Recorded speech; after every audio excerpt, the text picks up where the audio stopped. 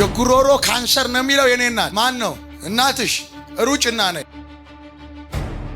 እናትሽ ምንድነው? የጉሮሮ ካንሰር ተብላለች። የት ነው ያለችው? እዚህ መጣለች አለች። እዚህ ጉባኤ ለች ማምጣት ስለማትችል ነው ይመጣ ማለት። ለምንድን ነው መምጣት የማትችለው? ስትቀመጥ ምናምን መንቀሳቀስም አትችልም። ቱቦ ነው የምትተነፍሰው። እዛ ሆኖ እዚህ መፈወስ ይችላል።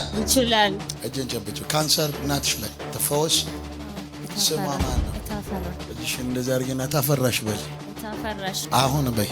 አሁን ላይሽ ላይ ያለው ካንሰር በናዝሬቱ በጌታ በኢየሱስ አሁን በይ። አሁን ከላይሽ ላይ ይነቀል። ዳይ ማይደኔ ዳይ።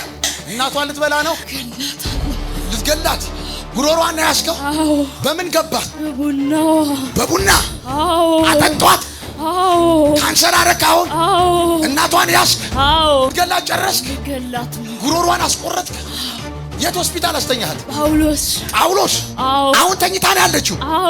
ካንሰር ብለው ልትሞት ስንት ቀን ቀራት? አንድ ቀን ብቻ።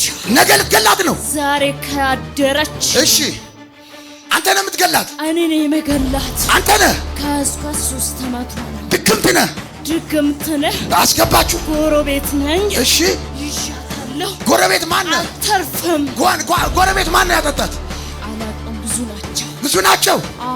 ልጥራብህ ነው ወይስ ትገልጣለህ? እገላታለሁ። ልጥራብህ ወይ ያጠጣዋትን? ልጥራብህ። 7 ሴቶች ናቸው አይደለም ወይ?